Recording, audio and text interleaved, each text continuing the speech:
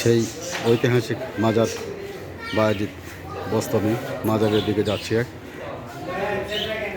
দেখেন একেবারে অনেক উঁচু জায়গা, পাহাড়ের মতো পাহাড়, সেখানে বায়েজিদ বস্তমির মাজার শরীফ। আমরা উপরের দিকে যাচ্ছি, মাজারের দিকে অনেক উপরে উঠতে হয় বায়েজিদ বস্তমি মাজারে। এই সেই বায়েজিদ বস্তমির মাজার দেখতে পাচ্ছেন আপনারা।